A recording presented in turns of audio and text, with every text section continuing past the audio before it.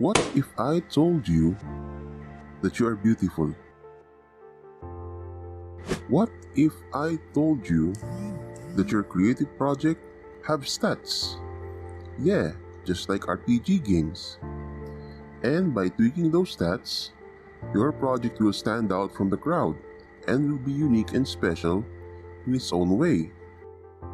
Got you curious? Stick around till the end because I will share my last small secret. And you wanna know why I'm telling you my secret? Because you are my best friend.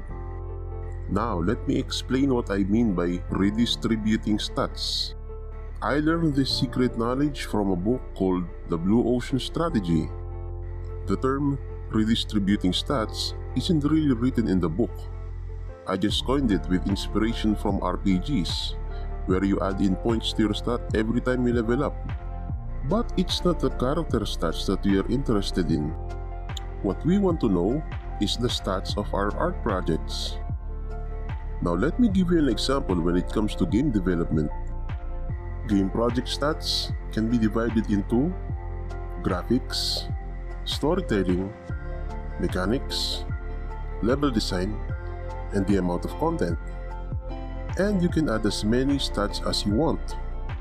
Let's say you want to have really good graphics on your game, but you are only good at drawing dicks in your notebook. And even if you are really good at drawing, what if you have a job that really keeps you busy? Or what if you're Batman who is constantly saving the city from Joker? It's really hard, right? And the same goes with content.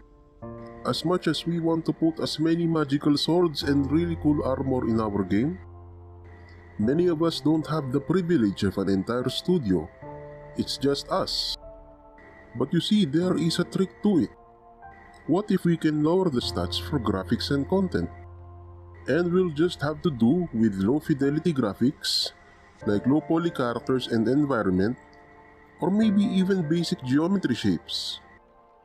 And since we lower the stats for the graphics and content, where does the remaining stats go? That we can use to pump up the other stats, like mechanics and storytelling.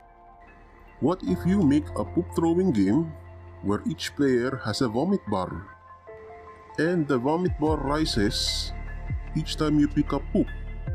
And you can increase the damage you deal by crushing the poop in your hands. But it will also cause your vomit bar to rise up even more.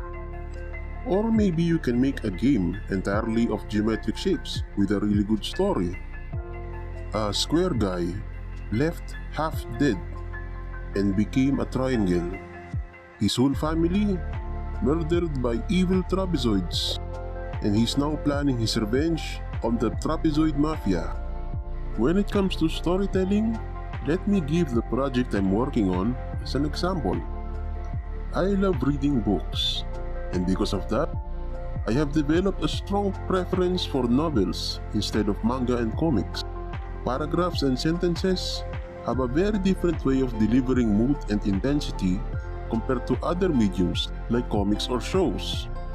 So I sided with my strength in writing, believing that I will deliver the story better in a novel format. But I want my project to be different from other novels. I want to show the reader what the character looks like and what my world building looks like. And so I will use my manga drawing skills so I can put drawings in between the large paragraphs and make it look like a shonen manga. And so what I did with my project was, I decreased the amount of graphics and drawings by not making it a comic, and instead used a different way of telling the story. Okay, at this point, I think you already understand the RPG stats when it comes to creative projects. But there is still one big but. Tweaking the stats of your dream project can sometimes have this effect. It redirects the project to a different audience. Now let's look at mobile MOBA games, for example. Dota was the big chungus of MOBA back then. But what mobile MOBA games did was that they lowered the mechanic stat so that it is less complicated. so that it's more digestible to casual gamers in their phone. MOBA games, which was once for hardcore gamers, are now marketed for filthy casual gamers. This is also the same effect I want to achieve for my upcoming web novel. I wanted manga readers to know what it's like to read something like American Gods, The Kingkiller Chronicles, or maybe the classical ones like the work of Dostoevsky or Dante's Inferno. And I will try to achieve that by adding a lot of really cool drawings in between the large texts. And since it's a web novel, I can even get away with inserting video animations in between too. Well, that's enough blabbering from me. I hope you found this video to be of great value. I am planning to release more videos about deep reflections and analysis for game dev and storytelling.